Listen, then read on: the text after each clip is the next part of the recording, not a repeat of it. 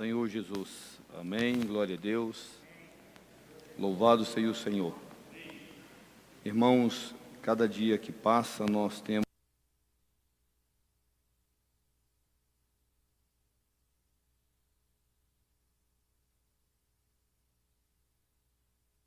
pode voltar a qualquer momento.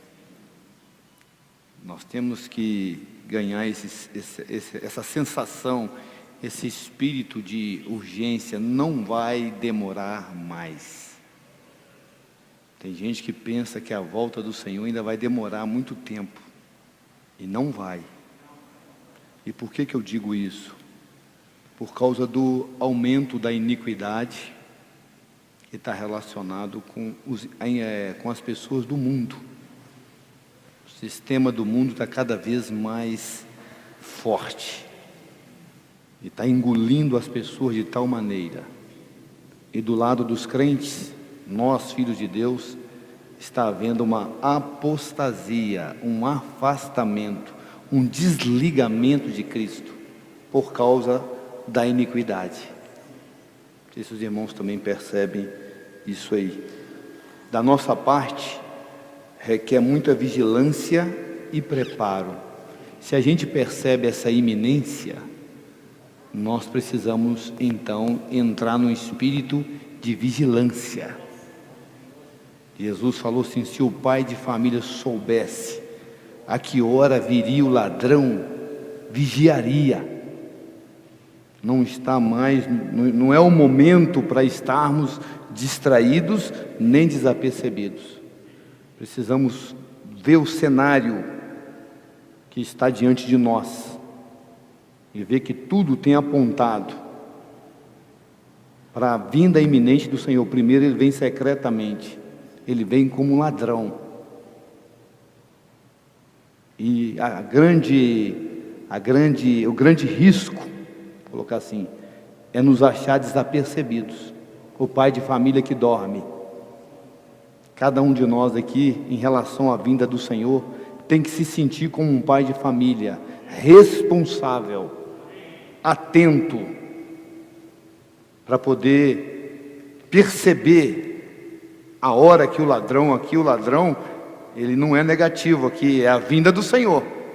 Ele virá como um ladrão, para roubar as coisas preciosas. Então, do nosso lado, nós precisamos nos despertar. E nós sabemos que a história do povo de Deus começa no livro de Gênesis e vai até o livro de Apocalipse. Certo? E entre um extremo e outro está o viver normal da igreja. Como nós, na era do Novo Testamento, temos vivido.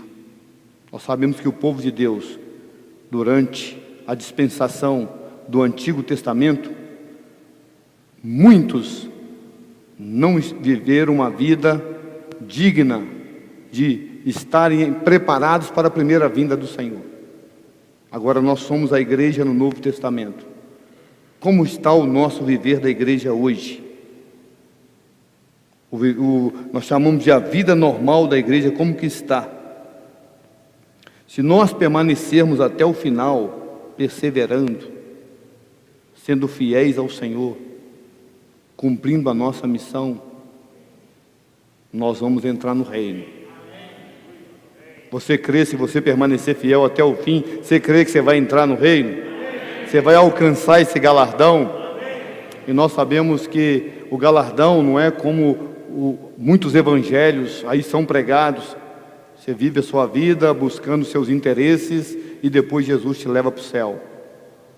Todo mundo tem essa doutrina aí, até as religiões não cristãs oferecem um céu para as pessoas.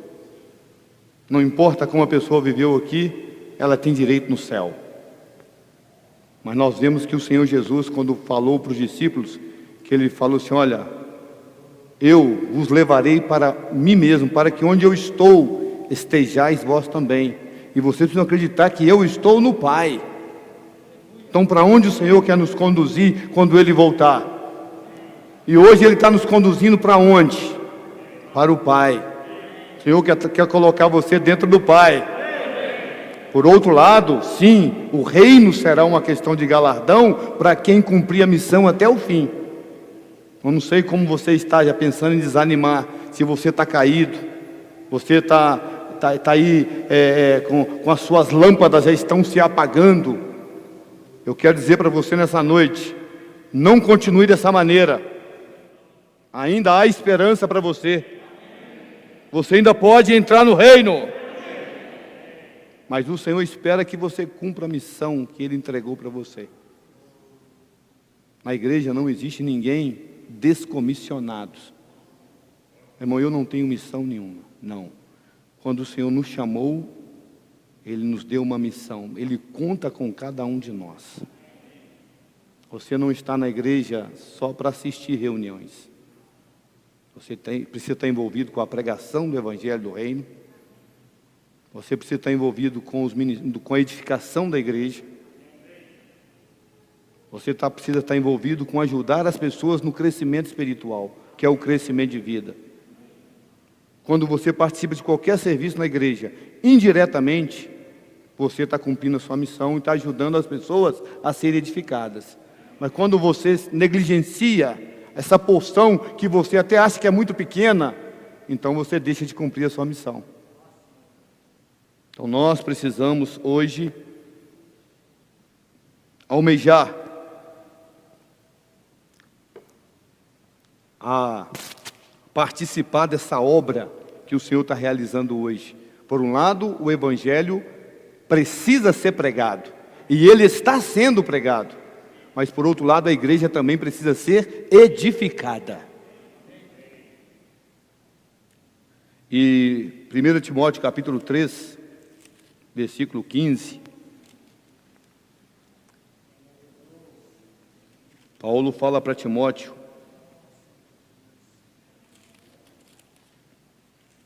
1 Timóteo 3,15, ele fala assim: para que se eu tardar, fique ciente de como se deve proceder na casa de Deus, que é a igreja do Deus vivo, coluna e baluarte da verdade. Então, por um lado, nós não estamos aqui vivendo uma vida sem estar atento ao plano de Deus, ao nosso chamamento. Nós não podemos estar desapercebidos do nosso chamamento. Por outro lado, nós estamos dentro de um contexto, como eu falei, nós estamos vivendo a vida normal da igreja. E nós já estamos assim, irmão, como trabalhadores da última hora, nós estamos na reta final. Quando eu falei que nós estamos assim com a sensação forte de que o Senhor pode vir a qualquer momento, é porque realmente nós estamos já no finalzinho já. E aí eu não sei se os irmãos também vão lembrar que se nós vivermos uma vida da igreja normal, com certeza, nós vamos estar num bom estado quando o Senhor Jesus voltar.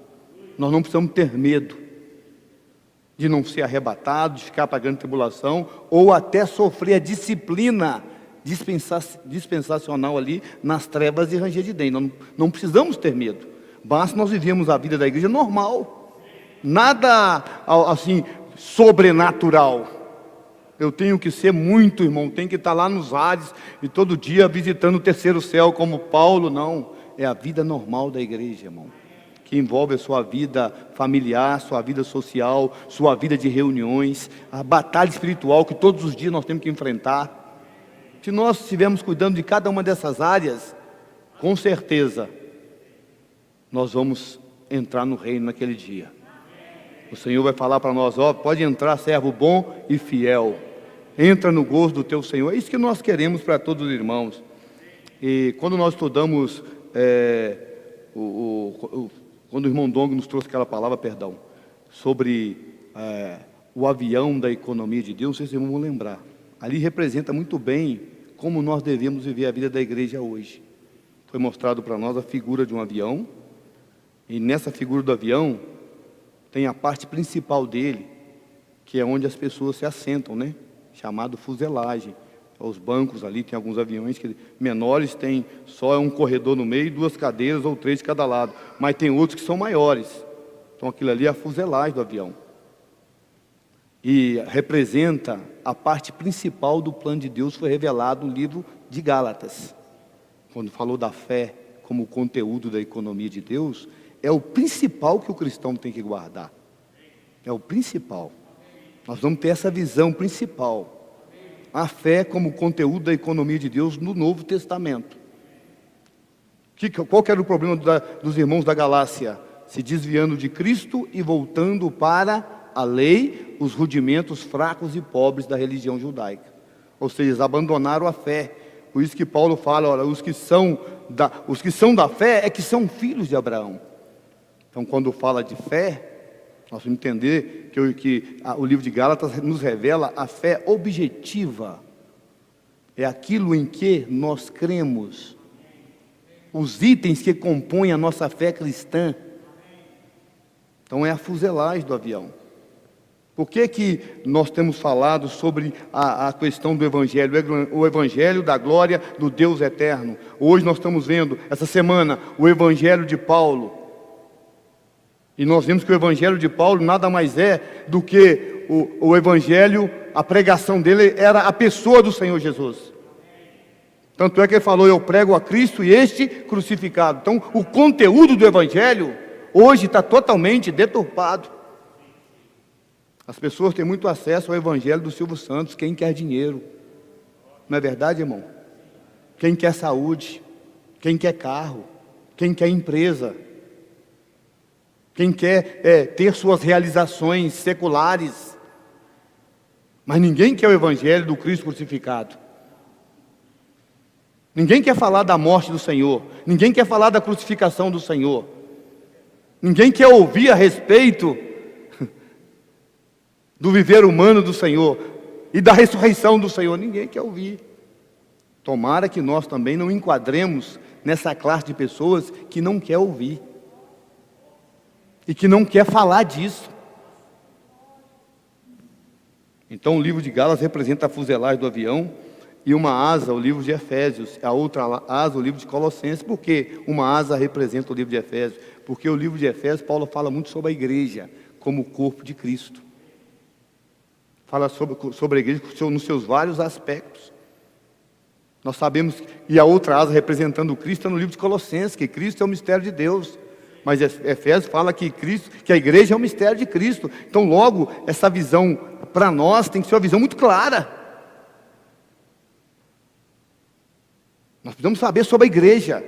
O que é a igreja dentro do plano de Deus? O que é a igreja? Como ela se expressa? Então nós precisamos do livro de Efésios. Mas também nós precisamos estar bem claro do livro de Colossenses, né? A igreja em Efésios é o corpo, mas em Colossenses, Cristo é o cabeça da igreja. Não é só Cristo, mas também não é só a igreja.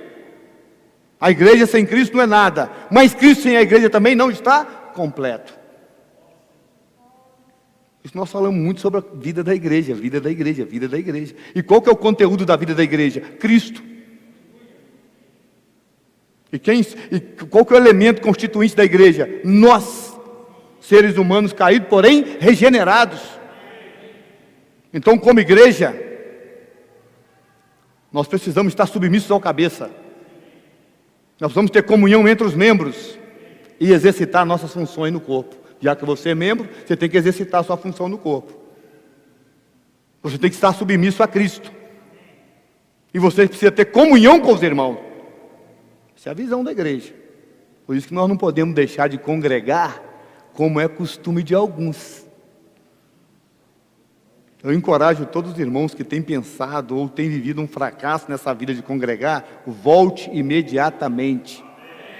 No livro de Hebreus, Paulo faz exatamente essa demonstração. Vocês estão, o dia está se aproximando, ou seja, o Senhor está voltando. Então não é hora de deixar de congregar. Não é hora de deixar de servir. Não é hora de deixar de você exercitar os seus dons, os seus talentos. Não é hora. Ah, irmão, eu estou tão fragilizado na minha vida, com a pandemia, com o Covid-19, não sei mais o que, o isolamento me deixou muito deprimido, deprimida, eu sinto que eu não estou apto para servir. Irmão, irmã, não abra mão do seu ministério. Essa aí é a sua função, essa aí é a sua missão. Por isso que a visão da igreja é importante, porque mexe conosco.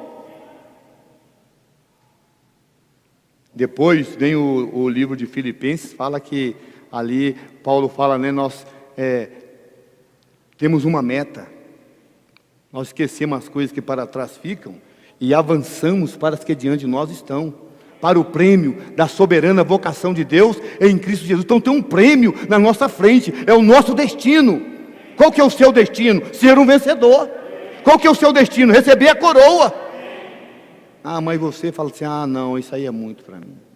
Eu até falo assim, ó, o seu destino é receber a coroa. Já era para jogar a cadeira para o alto.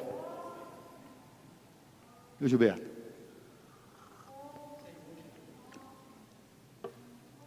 Nosso destino é o reino. A nossa meta é reinar com Cristo. Quem aqui se sente digno, diga um amém bem forte. Não, mas fala amém mesmo, irmão, amém de coração. Você é digno do reino. Só que você não pode abrir mão. Não deixa a iniquidade do século apanhar você. Não deixa o espírito de apostasia pegar você. Então o livro de Filipenses nos mostra então, que esse avião tem um plano de voo. E também o livro de Filemon falava da pista, né? A pista de decolagem, de onde o avião sai. Precisa de uma pista adequada. E essa pista é o amor de Filadélfia, que é o amor entre os irmãos. E qual que é os irmãos que mais precisam que nós amemos? É aquele que faz raiva em você. É aquele que testa a sua paciência. É aquele que te contraria muitas vezes, não fala o que você gosta. Porque amar, tem irmãos que são por natureza amáveis. Você olha para ele é legal. Entendeu? Dá até vontade de dar um beijinho, ele parece um bebelozinho. Mas não é assim com todos os irmãos. Tem irmãos que você sente antipatia. Como fazer nesse caso aí, irmãos? Amá-los. O Filemon, tinha o Filemon e o Onésimo, né? Filemon, ele era um irmão que cuidava da igreja de Colossos. Mas Onésimo era um escravo, indisciplinado. Ele fugiu da casa de Filemon. E um dia Paulo o encontrou, provavelmente na prisão, pregou o evangelho para ele. E ele era inútil para Filemon como escravo. Mas depois que ele recebeu o Senhor, ele foi transformado. Está aí, irmão, você que se sente um Onésimo. Você precisa crer em Jesus e ser transformado.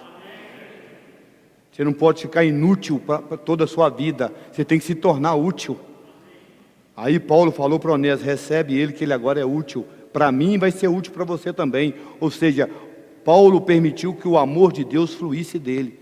Na vida da igreja nós temos que permitir que o amor flua de nós para os irmãos.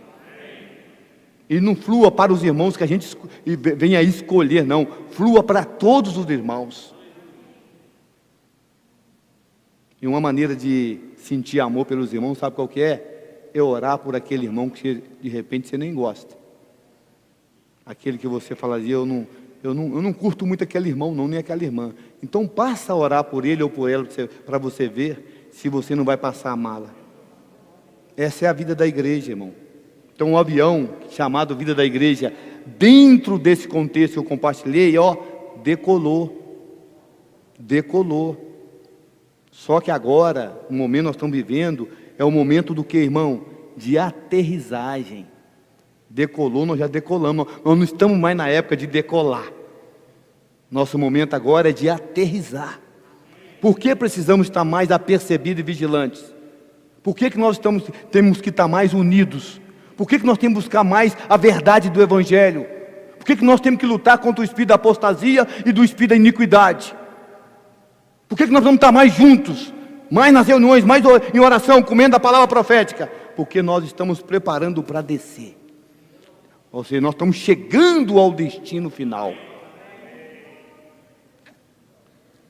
Durante um voo, quando decola, é um momento de risco. Então todo mundo tem que estar assentados com os cintos afivelados, a bagagem tem que estar no lugar certo, celular desligado, certo? Tudo direitinho. Não pode ter ninguém no banheiro, ninguém andando, todo mundo ali quietinho. Aí que é um momento de risco, então decola. O avião pegou o voo de cruzeiro, todo mundo pode relaxar um pouquinho, certo? De vez em quando o avião sofre turbulência, tem gente que já fica com medo porque o avião sofreu turbulência. A vida da igreja às vezes é assim. Tem momentos no voo que tem turbulência. E tem irmão que, se você não cuidar bem do seu coração, você vai ter um infarto espiritual no momento da turbulência. Você vai morrer dentro do avião. Não vai chegar no destino, porque não cuidou do coração. Precisamos guardar o nosso coração puro dentro do avião. E não tem nem para onde você ir também quando você está dentro do avião. Você precisa conviver com as pessoas. Se o voo for muito longo, você tem que aprender a conviver com as pessoas daquele avião. Não pode pular do voo. Mas quando vai preparar para aterrissar, aí vem os avisos de advertência. Tem que sentar de novo, botar a cadeira na posição vertical, tem que afivelar o cinto, já tem que deixar o celular também ali desligado, tudo direitinho. Não pode ter bagagem espalhada, tudo em ordem, porque agora vai pousar. Irmão, nós estamos pousando. Por isso que eu falei no início, que o momento da vinda do Senhor é a qualquer hora. Quando você vai olhar para o que está acontecendo no mundo político ou geopolítico, falando, podemos, é melhor dizer, né? A geopolítica demonstra que nós estamos assim, as nações estão se preparando para resistir à vinda do Senhor. Estão se preparando para tornar você que é um cristão, um ateu. Às vezes nós não valorizamos a vida da igreja aqui no Brasil. Nós não valorizamos a vida da igreja aqui. Porque nós não sabemos o que é ser um cristão num país como o Afeganistão, por exemplo. Por exemplo, nós não sabemos. Quando alguém vai professar a fé num país desse, ele realmente tem que estar disposto a ser um mártir. Vou aceitar Jesus hoje e amanhã eu morro. Com sua família toda. Então nós aqui precisamos valorizar. Mas o cenário é de nos trazer desespero e estado de vigilância. Olha a Venezuela, os irmãos estão sofrendo na Venezuela. Estão sofrendo na Venezuela. Em Cuba também os irmãos sofrem muito. Tanto é que o evangelho do reino chegar lá não foi fácil. Para comprar um alimento diário lá, irmão, é quase, digamos assim, um salário mínimo para comprar um alimento diário. Porque é tudo muito caro. Então não reclame. Vamos aproveitar essa liberdade que nós estamos tendo hoje para consagrar nossa vida ao Senhor e deixar de picuinha, deixar de fazer corpo mole, deixar de ser aquele jogador com cera, né? Encostou, cai na área e fica, machuquei. Aí não pode encostar que você cai, machuquei de novo. Não. A igreja precisa de você correndo atrás da bola, comendo grama, julgando bem, não tendo medo de sofrer pancada no embate, não. Então essa é a visão. Nós estamos na reta final, é o momento de vigilância, de estar apercebido. E aí, segundo tópico, fala assim, as coisas que em breve devem acontecer. Abra aí Apocalipse capítulo 1, versículo 1 de Apocalipse.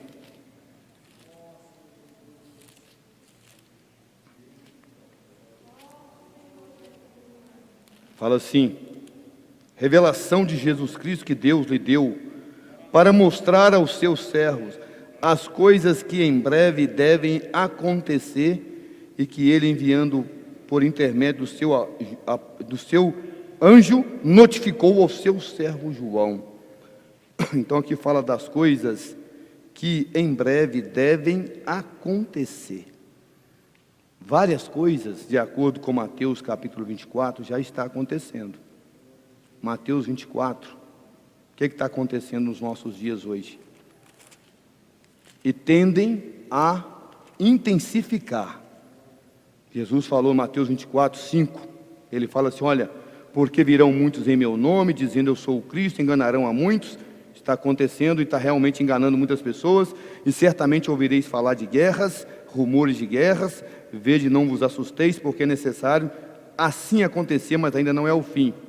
Porquanto se levantará nação contra nação, reino contra reino, haverá fome, terremoto em vários lugares, porém tudo isso é o princípio das dores. Então sereis atribulados. E vos matarão. Sereis odiados. É uma outra fase. E nós estamos vivendo, assim, no limiar dessa fase. Em alguns lugares do planeta, isso já está acontecendo. Matarão, sereis odiados de todas as nações, por causa do meu nome. No Brasil, irmão, nós estamos assim no limiar de receber esse tipo de situação, tá? Tá para estourar a qualquer momento o ódio contra os cristãos. Tá para estourar, tá assim, um pouquinho só. Escuta o que eu estou falando, escreva aí. Escreva aí. Tome nota disso que eu estou falando aí. Então sereis atribulados, vos matarão, sereis odiados de todas as nações por causa do meu nome. Irmãos, a agenda mundial mexe com os valores cristãos que o Pedro falou lá atrás. Princípios judaicos cristãos. A agenda mundial mexe com isso. E sabe quem que é o entrave do cumprimento dessa agenda? A igreja, nós, o cristão. Você é o impedimento, você é o entrave. O que atrapalha a agenda? Você, eu, atrapalhamos a agenda, porque nós pensamos conforme a Bíblia. E essa maneira de pensar conforme a Bíblia atrapalha o cumprimento da agenda. Por isso tem um grupo de líderes e teólogos que querem modificar a Bíblia para carregar mais o elemento progressista. Mexer na Bíblia, tirar alguns textos aqui, para melhorar, para poder incluir todo mundo. Ó Senhor Jesus. Então é disso que o Senhor está falando. Aí vai haver o quê? Escândalo. Nesse tempo, muitos vão de se escandalizar, trair e odiar uns aos outros. Levantar-se um falso profeta e enganarão a muitos. E por se multiplicar a iniquidade, o amor se esfriará de quase todo. Esse é um risco que nenhum de nós aqui está livre dele. O que sobrecarrega, o que apaga o nosso espírito? Irmão, é só a gente olhar para nós aqui durante a nossa semana.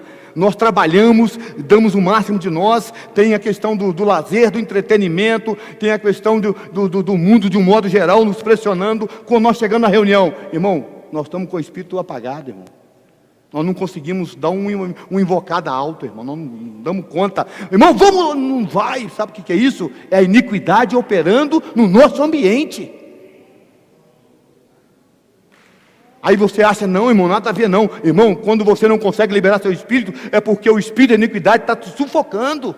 Está impedindo você de falar, Jesus é o Senhor. Está impedindo você de cantar, só cantar no seu lugar, cantar alto, orar. Nós temos, o que é isso? Quando tem um hino fala, cantem bem alto de coração. Nossa, como é difícil. O que é isso, irmão? É o ambiente da iniquidade que nós estamos inseridos.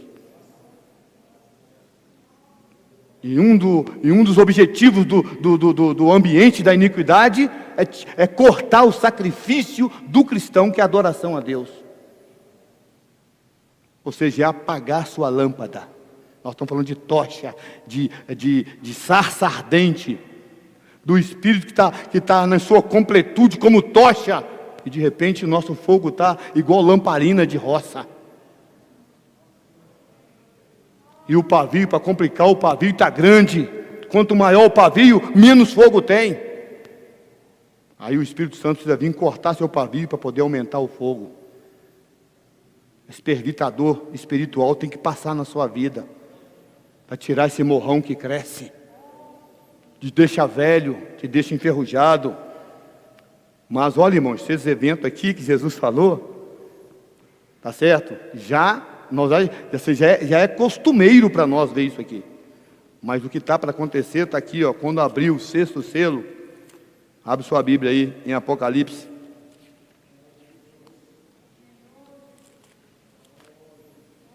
Apocalipse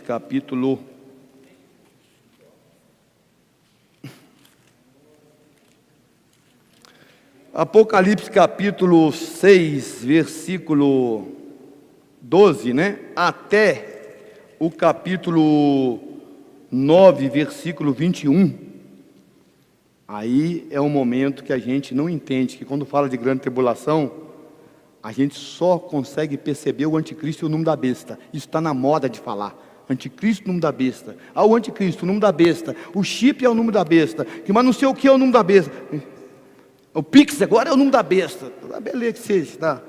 Todo mundo tem uma definição para esse aspecto aí. Mas o que o Senhor está falando aqui na abertura do 6º selo para frente, irmãos, é o julgamento de Deus sobre a terra, sobre as nações. O ser humano, até com seus estudos aí, eles sabem que está caminhando para o fim. Aí uns falam que é por causa do meio ambiente.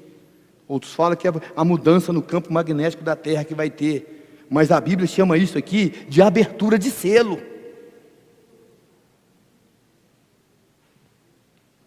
O que vai acontecer na abertura do 6º selo? Um grande terremoto. Aí não para de acontecer coisa ruim. O que vai acontecer? O sol se tornou negro, como saco de crina, a lua toda como sangue. As estrelas caíram pela terra do firmamento, como figueira, quando abalada pelo vento forte, deixa cair os seus figos verdes. O céu recolheu-se como um pergaminho, quando se enrola. Então todos os montes e ilhas foram movidos do seu lugar. Isso é o que vai acontecer.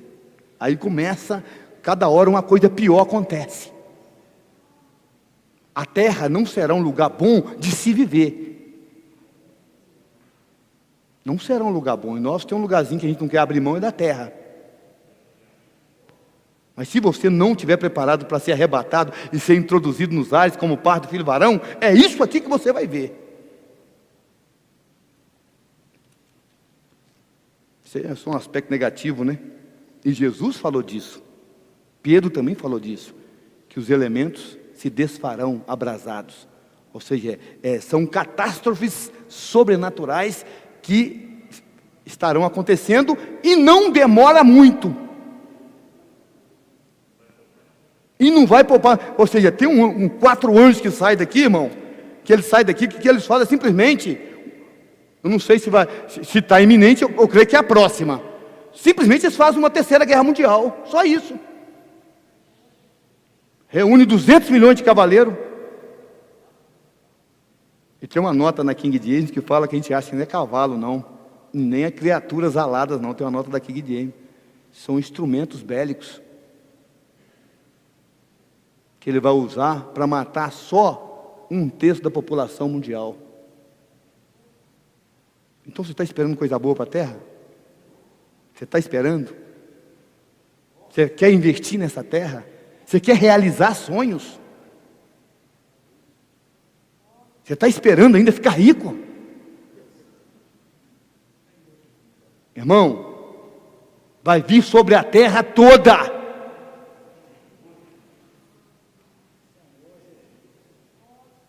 Isso é o lado e nós já estamos assim, nós estamos no limiar disso aí, tá? Nós estamos no limiar. Por isso que eu estou falando assim que o arrebatamento das primícias ocorrer, começa a acontecer essas coisas. Esse é o lado, você não tem que fazer nada, isso já está na programação divina. O que está profetizado para o nosso planeta? Ruína. Quem é que determinou? Deus.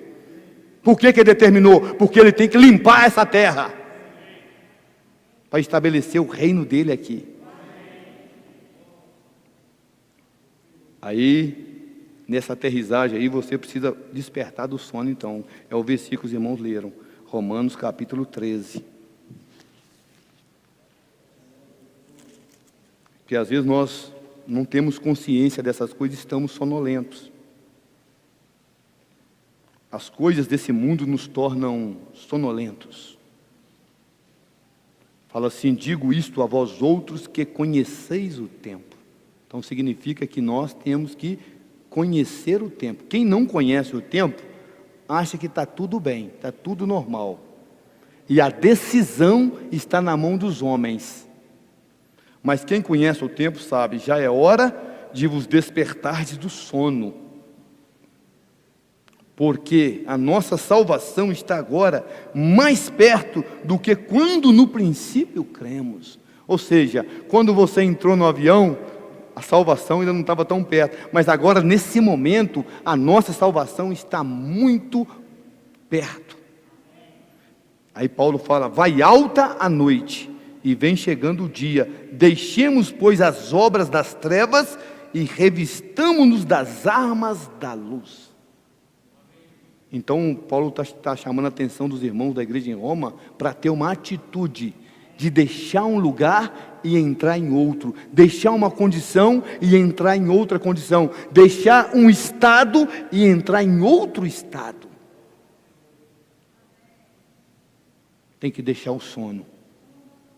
Aí 1 Tessalonicenses capítulo 5, versículo 5.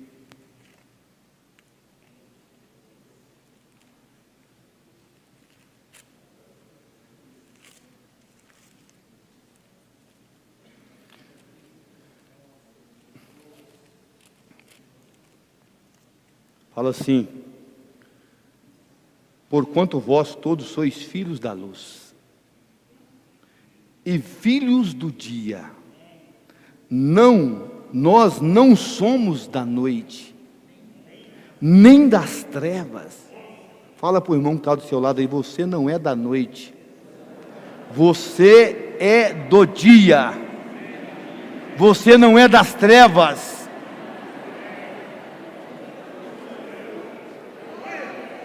Aleluia, nós não somos das trevas, nós somos da luz, somos o dia. Então temos que revestir com as armas da luz. Louvado seja o Senhor.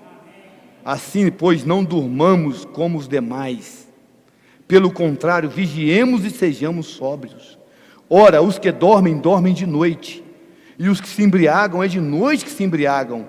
Nós, porém, que somos do dia, sejamos sóbrios, revestindo-nos da couraça da fé e do amor, e tomando como capacete a esperança da salvação, porque Deus não nos destinou para a ira, mas para alcançar a salvação, mediante o nosso Senhor Jesus Cristo, que morreu por nós, para que vigiemos, quer durmamos, vivamos em união com Ele. Quer estejamos vivos ou partamos desse mundo, devemos estar em união com Ele.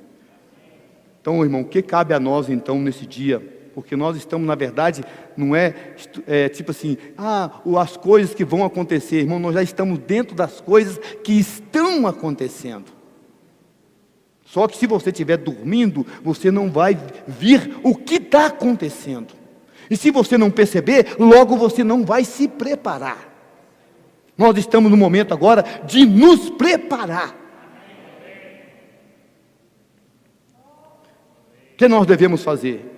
Esses acontecimentos não dependem de nós, mas tem uma coisa que Jesus falou, que eu vou só, amanhã a gente continua, não tem problema, que depende de nós. Volte lá para Mateus 24, isso é conosco.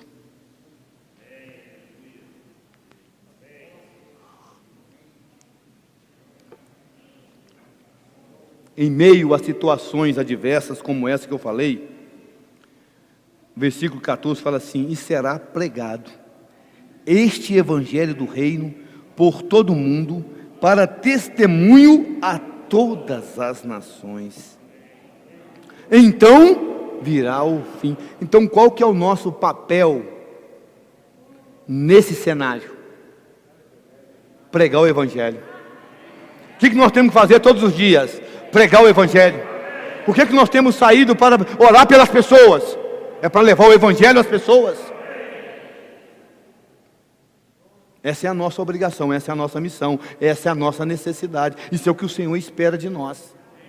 Não importa se as pessoas vão querer ou não vão querer nos ouvir, nós precisamos levar o evangelho.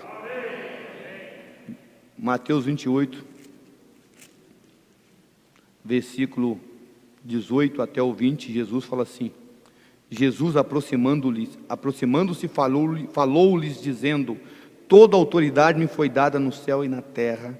Ide, portanto, fazei discípulos a todas as nações, batizando-os em nome do Pai, do Filho e do Espírito Santo, ensinando-os a guardar todas as coisas que vos tenho ordenado. E eis que estou convosco todos os dias, até a consumação do século. Então o Senhor se faz presente com quem? Com quem vai. Não que você que fique de repente, então o Senhor não está comigo, mas tem uma presença específica, tem uma bênção específica com aqueles que vão. Você quer ir? O Senhor falou para Isaías, né? Quem vai? Quem vai? Quem há de ir por nós? Eis-me aqui, Senhor.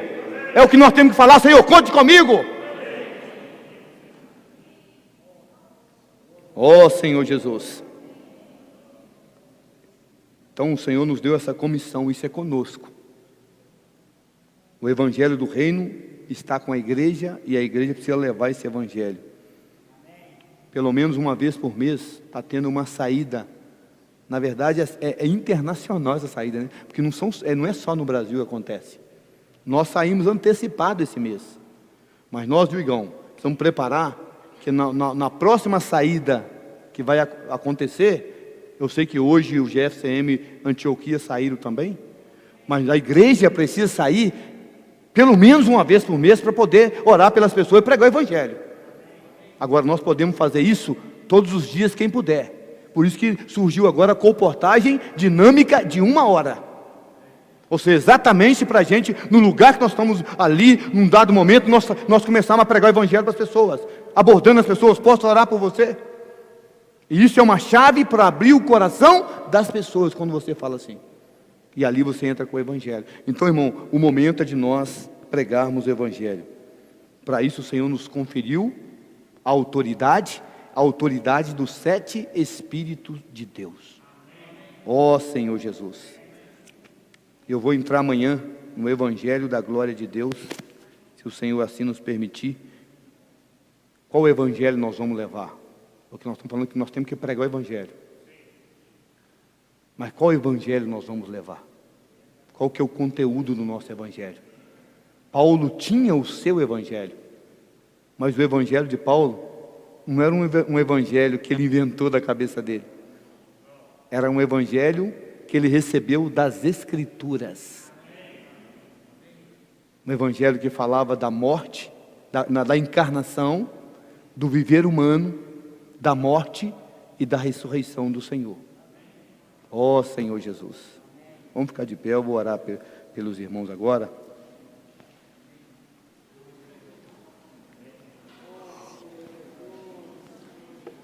Primeiro eu gostaria que você orasse, fizesse a sua oração baseada no sentimento que o Senhor te deu nessa palavra dessa noite. Eu creio que o Senhor deu um sentimento para você, baseado que você ouviu. Baseado nesse sentimento que você tem, você faça uma oração e agora. Uma breve oração. Senhor Jesus. Amém.